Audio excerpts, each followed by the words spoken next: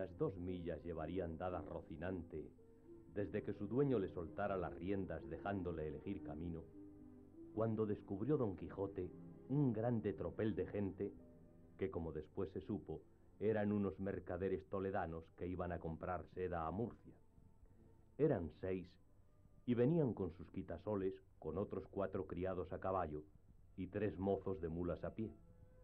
Apenas los divisó Don Quijote cuando se imaginó ser cosa de nueva aventura, y por imitar en todo cuanto a él le parecía posible los pasos que había leído en sus libros, le pareció venir allí de molde uno que pensaba hacer, y así, con gentil continente y denuedo, se afirmó bien en los estribos, apretó la lanza, llegó la adarga al pecho, y puesto en la mitad del camino, estuvo esperando que aquellos caballeros andantes llegasen, que ya él por tales los tenía y juzgaba.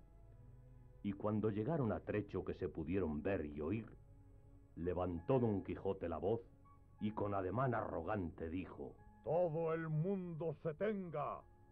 Si todo el mundo no confiesa que no hay en el mundo todo doncella más hermosa que la emperatriz de la Mancha, la sin par Dulcinea del Toboso.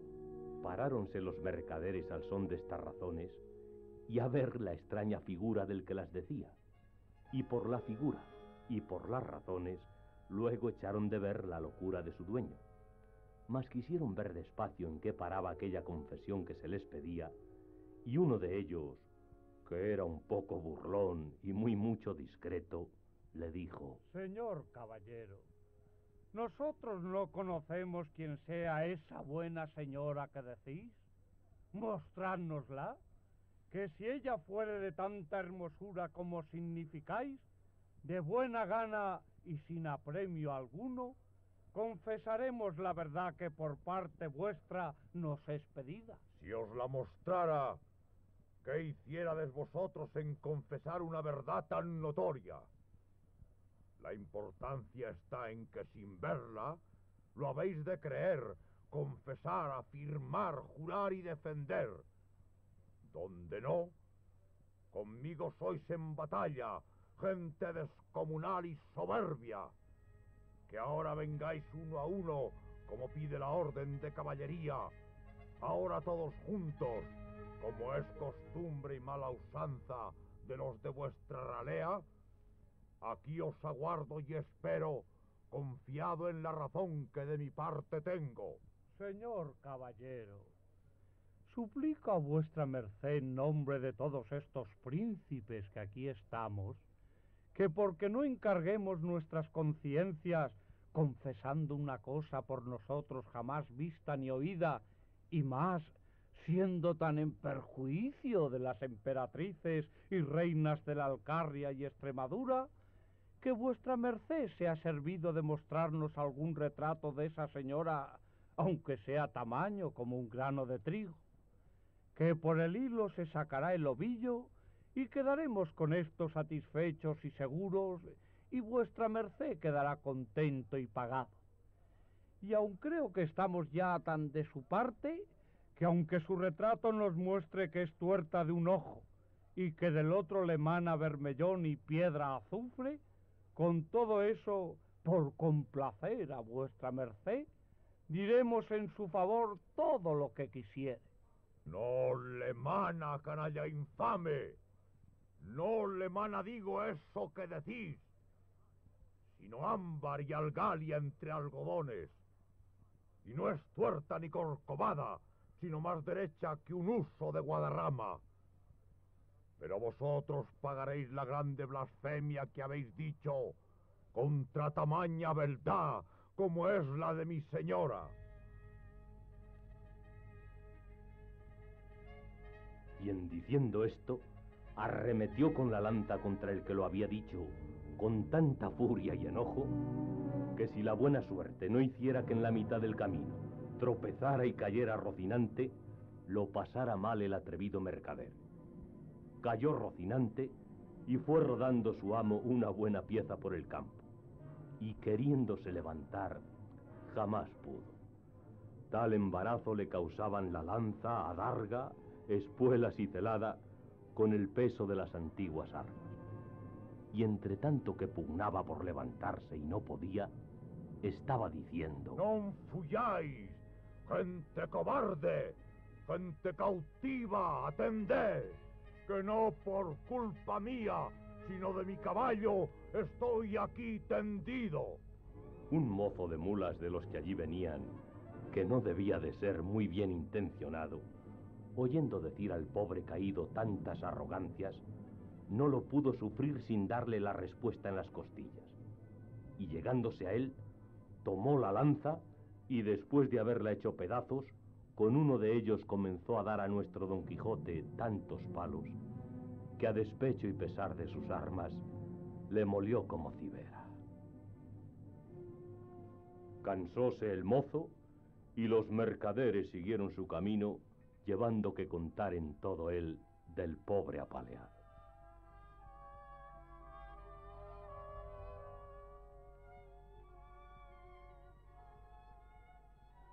Después que se vio solo nuestro caballero, tornó a probar si podía levantarse, pero si no lo pudo hacer, cuando sano y bueno, ¿cómo lo haría molido y casi deshecho? Y aún se tenía por dichoso, pareciéndole que aquella era propia desgracia de caballeros andantes, y toda la atribuía a la falta de su caballo, y no era posible levantarse, según tenía abrumado todo el cuerpo. Viendo, pues, que en efecto no podía menearse, acordó de acogerse a su ordinario remedio, que era pensar en algún paso de sus libros, y trújole su locura a la memoria aquel de Valdovinos y del Marqués de Mantua, cuando Carloto le dejó herido en la montaña, historia sabida de los niños, no ignorada de los mozos, celebrada y aun creída de los viejos, y con todo esto no más verdadera que los milagros de Mahoma. Esta, pues, le pareció a él que le venía de molde para el paso en que se hallaba, y así, con muestras de grande sentimiento, se comenzó a volcar por la tierra y a decir con debilitado aliento lo mismo que decía el herido caballero del bosque. ¿Dónde estás, señora mía, que no te duele mi mal? ¿O no lo sabes, señora? ¿O eres falsa y desleal? Y de esta manera fue prosiguiendo el romance hasta aquellos versos que dicen: Oh noble Marqués de Mantua, mi tío y señor carnal.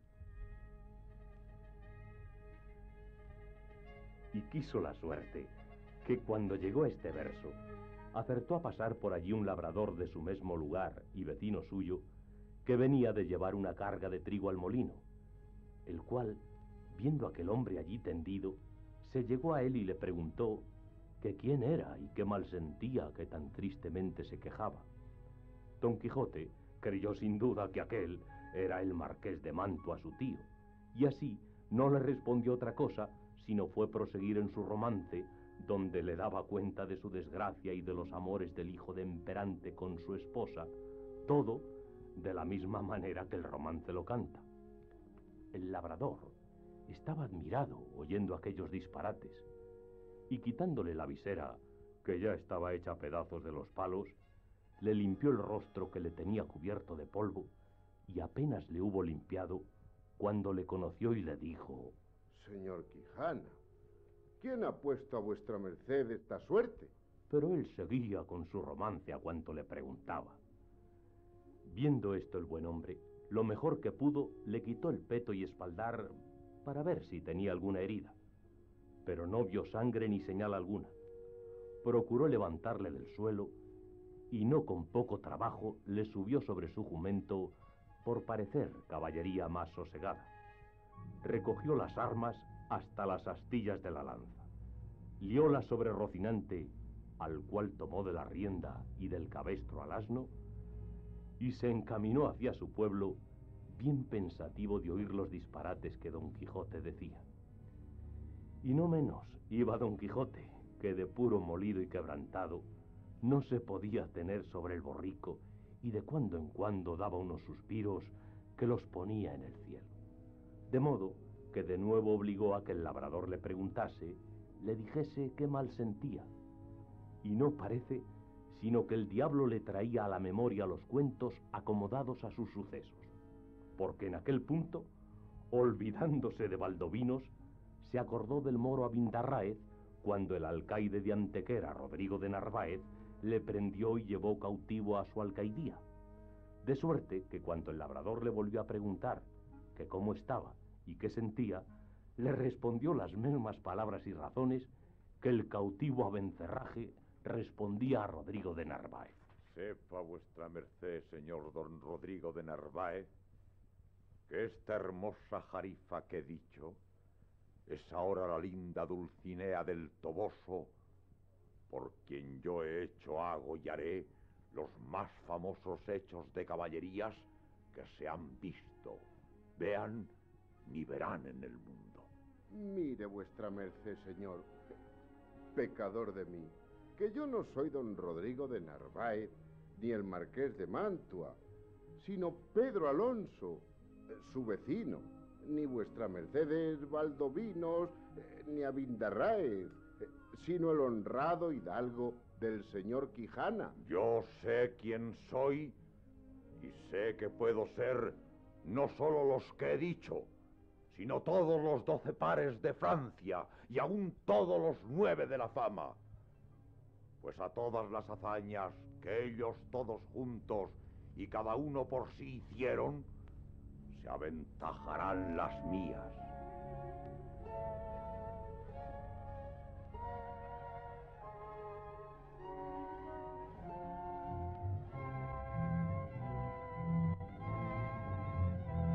En estas pláticas y en otras semejantes, llegaron al lugar a la hora que anochecía, pero el labrador aguardó a que fuese algo más noche, porque no viesen al molido hidalgo tan mal caballero.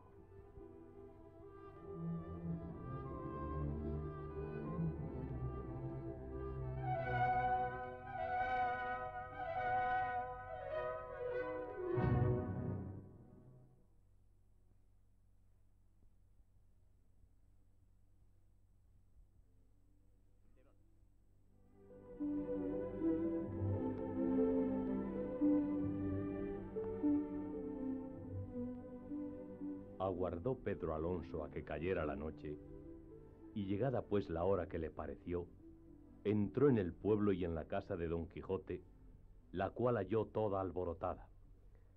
Y estaban en ella el cura y el barbero del lugar, que eran grandes amigos de Don Quijote, que estaba diciéndole su ama a voces: ¿Qué le parece a vuestra merced, señor licenciado Pero Pérez, de la desgracia de mi señor? Días ha que no parece en él ni el rocín, ni la adarga, ni la lanza, ni las armas. Desventurada de mí, que me doy a entender, y así es ello la verdad como nací para morir, que estos malditos libros de caballerías que él tiene y suele leer tan de ordinario, le han vuelto el juicio. Que ahora me acuerdo haberle oído decir muchas veces, hablando entre sí, que quería hacerse caballero andante e irse a buscar las aventuras por esos mundos. Encomendados sean a Satanás y a Barrabás tales libros, que así han echado a perder el más delicado entendimiento que había en toda la Mancha. La sobrina decía lo mismo, y aún decía más. Sepa, señor maese Nicolás, que muchas veces le aconteció a mi señor tío estarse leyendo en estos desalmados libros de desventuras 2 días con sus noches, al cabo de los cuales arrojaba el libro de las manos y ponía mano a la espada y andaba a cuchilladas con las paredes. Y cuando estaba muy cansado, decía que había muerto a 4 gigantes como 4 torres, y el sudor que sudaba del cansancio decía que era sangre de las feridas que había recibido en la batalla. Y bebíase luego un gran jarro de agua fría y quedaba sano y sosegado, diciendo que aquella agua era una preciosísima bebida que le había traído el sabio Esquife, un grande encantador y amigo suyo. Mas yo me tengo la culpa de todo, que no avisé a vuestras mercedes de los disparates de mi señor tío para que le remediaran antes de llegar a lo que ha llegado y quemaran todos estos descomulgados libros, que tiene muchos que bien merecen ser abrasados como si fuesen de herejes. Esto digo yo también. Y a fe que no se pase el día de mañana sin que de ellos no se haga auto público y sean condenados al fuego, porque no den ocasión a quien los leyere de hacer lo que mi buen amigo debe de haber hecho. Todo esto estaban oyendo el labrador y Don Quijote, con que acabó de entender el labrador la enfermedad de su vecino, y así comenzó a decir a voces: Abran vuestras mercedes al señor Valdovinos y al señor Marqués de Mantua, que viene malferido, y al señor Moro Vindarred, que trae cautivo el valeroso Rodrigo de Narváez, alcaide de Antequera. A estas voces salieron todos, y como conocieron los unos a su amigo, las otras a su amo y tío, que aún no se había apeado del jumento porque no podía, corrieron a abrazarle. Ténganse todos, que vengo malferido por la culpa de mi caballo. Llévenme a mi lecho y llámese, si fuese posible, a la sabia Urganda, que cure y cate de mis feridas. Mira, en hora mala, si me decía a mí bien mi corazón del pie que cojeaba mi señor. Suba vuestra merced en buena hora, que sin que venga esa Urganda, le sabremos aquí curar. Malditos, digo, sean otra vez y otras 100 estos libros de caballería que tal han parado a vuestra merced. Lleváronle luego a la cama, y catándole las heridas, no le hallaron ninguna. Y él dijo que todo era molimiento por haber dado una gran caída con Rocinante su caballo, combatiéndose con 10 jayanes, los más desaforados y atrevidos que se pudieran hallar en gran parte de la tierra. Tata, jayanes hay en la danza. Para mi santiguada, que yo los queme mañana antes que llegue la noche. Hiciéronle a Don Quijote 1000 preguntas, y a ninguna quiso responder otra cosa, sino que le diesen de comer y le dejasen dormir, que era lo que más le importaba.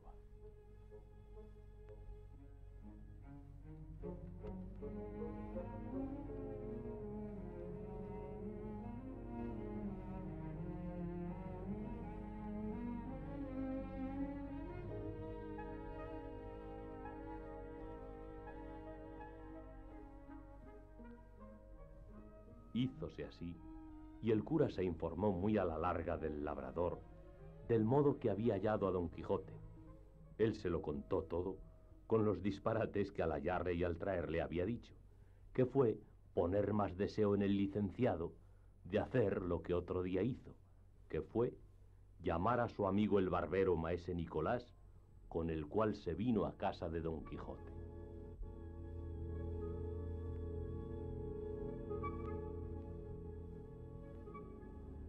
Pidió el cura a la sobrina las llaves del aposento donde estaban los libros autores del daño, y ella se las dio de muy buena gana. Entraron dentro todos, y la ama con ellos, y hallaron más de 100 cuerpos de libros grandes muy bien encuadernados, y otros pequeños.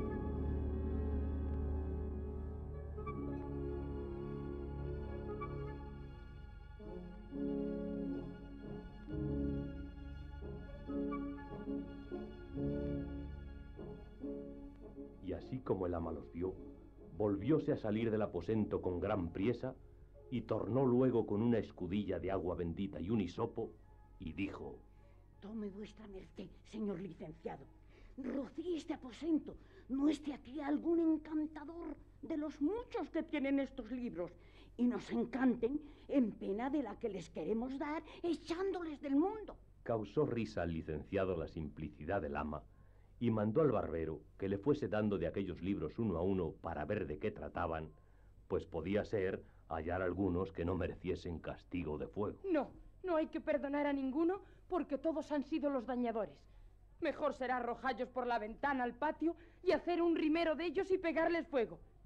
Y si no, Llevarlos al corral y allí se hará la hoguera y no ofenderá el humo. Lo mismo dijo el ama. Tal era la gana que las dos tenían de la muerte de aquellos inocentes.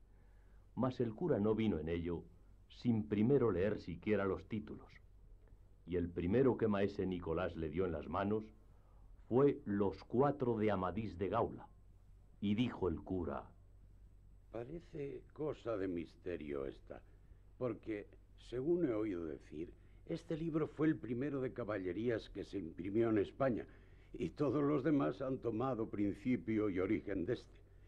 Y así me parece que, como a dogmatizador de una secta tan mala, le debemos sin excusa alguna condenar al fuego. No, señor, que también he oído decir que es el mejor de todos los libros que de este género se han compuesto. Y así, como único en su arte, se debe perdonar. Así es verdad, y por esa razón se le otorga la vida por ahora. Veamos ese otro que está junto a él. Es Las Sergas de Esplandián, hijo legítimo de Amadís de Gaula. Pues en verdad que no le han de valer al hijo la bondad del padre.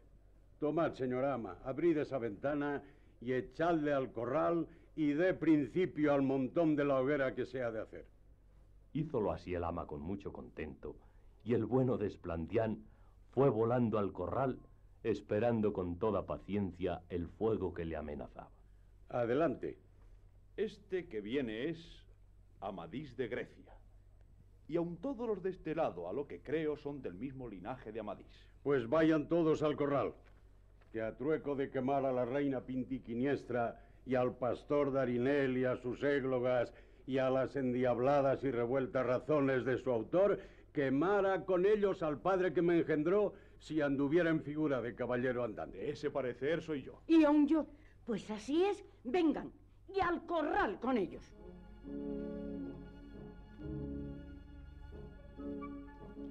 ¿Quién es ese tonel? Este es don Olivante de Laura. El autor de ese libro fue el mismo que compuso a Jardín de Flores. Y en verdad que no sepa determinar cuál de los dos es más verdadero. O por decir mejor, menos mentiroso. Solo sé decir que este irá al corral por disparatado y arrogante. Este que se sigue es Florismarte de Hircania. Ah, ahí está el señor Florismarte. Pues a fe que ha de parar presto en el corral a pesar de su extraño nacimiento y soñadas aventuras. Que no da lugar a otra cosa la dureza y sequedad de su estilo. Al corral con él. Y con ese otro, señor ama. Que me place, señor mío.